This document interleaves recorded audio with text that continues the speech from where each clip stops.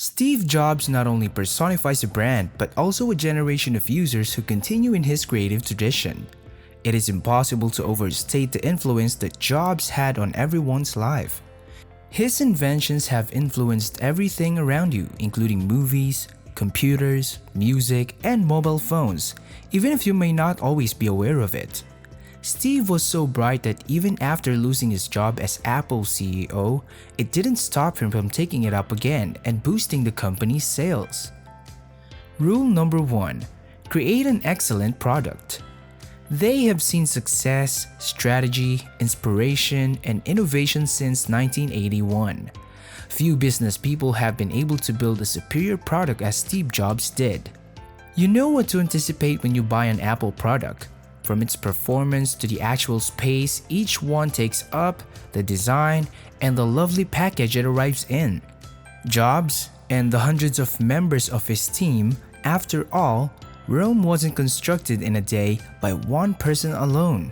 A product's quality should come before its packaging or marketing techniques.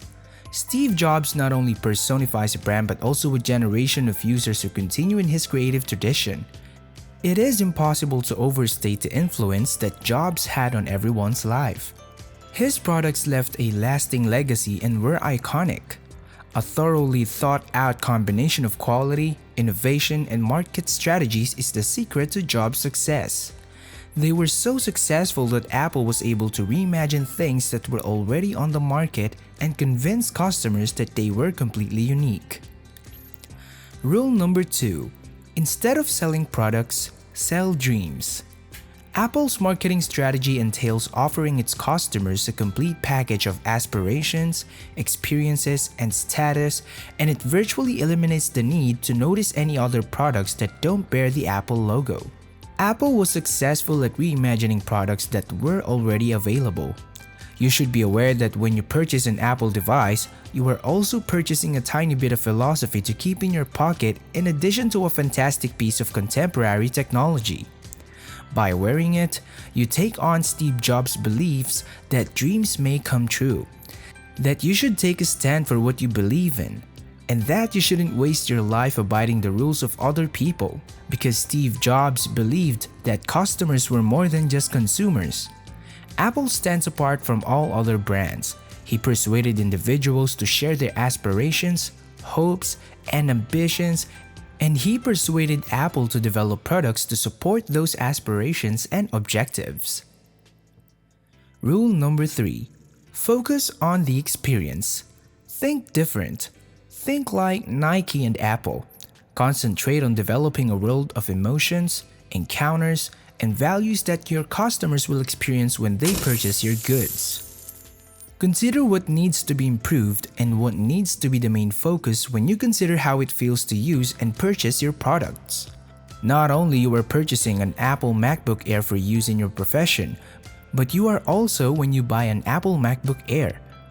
You're not just getting a device for working on your documents, editing photos and videos, and communicating with friends. You are endorsing Apple's conviction that passionate individuals can transform the world and improve it. Rule number 4. Turn consumers into evangelists, not just customers. Getting customers want to suggest the brand even when they are not being compensated for it is one of Apple's most crucial marketing methods. Apple consumers are the company's supporters, sponsors, and admirers, just like those of other legendary brands like Harley-Davidson, the great motorcycle manufacturer that doesn't simply sell bikes but also a subculture and a lifestyle. Apple consumers are similar to evangelists who stand for something more than themselves, such as a new generation, a mission, or a way of thinking. They are a member of the group and are aware of the organization's goals. While Apple succeeded in making its customers into fans, which is the most profitable approach to achieving real customers' loyalty. However, Harley-Davidson really persuaded them to go one step further by encouraging them to tattoo the company's insignia on their bodies as a sign of affiliation and belonging. We are now discussing brand strength. Rule number 5. Master the message. Even with a fantastic product, poor communication is like seeing a stand-up comedian perform in a foreign tongue. Some of the best speeches in corporate history have been delivered by Jobs. He argued that PowerPoint presentations should only be used when absolutely essential. An attractive color scheme and a lovely drawing don't speak as plainly as mastering the subject, the message, and knowing how to express it without them. PowerPoint is great for large groups, but Jobs detested it when attendees brought slides to meetings because he perceived it as a sign that they didn't fully own the subject they were discussing. Rule number 6. Discussion should be made by a group, not a committee. It makes sense that committees lack memorials. A committee designated for decision-making should make significant decisions. A small group that has confidence in one another and their instincts since they are all deeply committed to the company's goals. Always encourage team members to share ideas, but only let the more qualified ones make the final calls. Rule number 7. Find an enemy. Make the enemy known and encourage people to choose a side. The French social psychologists Gabriel Tarde and Gustave Le Bon first proposed the idea that picking sides is a natural component of human conduct. When a group of people becomes collectively conscious under the influence and pressure of the masses to follow the particular trends, adopt specific behaviors, and/or make purchases. This is known as the herd mentality, also known as the mob mentality. Customers feel better about belonging to the ideology of a company that aligns with their own views and ideals because they really want to fit in and provide an explanation for the chaos in the world. You won't be seen if you don't speak out for what you believe in. Apple is aware of this, as are undoubtedly its customers, and it has been made quite plain who the adversary is. Bill Gates and the offensive products Microsoft introduced to the market, in the words of Steve Jobs. Apple's biggest adversaries are complexity, poor taste, and conventional thinking, aspects that Microsoft lacks, as Jobs made very clear. For Jobs, aesthetics are a crucial component of product development, and their products all share a uniform design that serves as a representation of their brand. Rule number 8. Keep the design simple, and when you get there, simply eat even more. It's the essence of the coveted Apple products.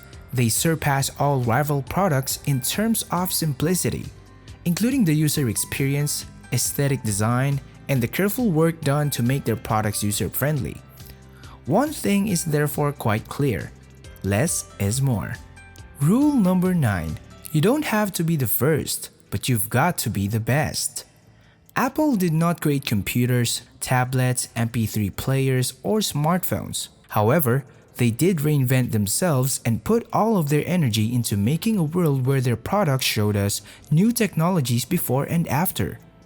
Even though these goods were already available from rival companies, Apple took them and enhanced the usability, navigatability, weight, packaging, and distribution methods. They were able to create items that are much more portable and with better design and size. They also paid attention to what customers wanted. Rule number 10.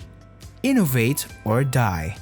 Steve Jobs understood that the secret was to focus on the user experience and determine what they required and desired. Thinking creatively and consistently delivering goods and services that satisfy those needs, Apple continues to be a forerunner of the modern. With its iOS 8 operating system, Apple, which continues to lead the industry, recently released some apps that evaluate your health and even manage your home. Tim Cook gave a presentation on the iOS 8 operating system at the 25th Enterprise Developers Conference, according to the Reuters.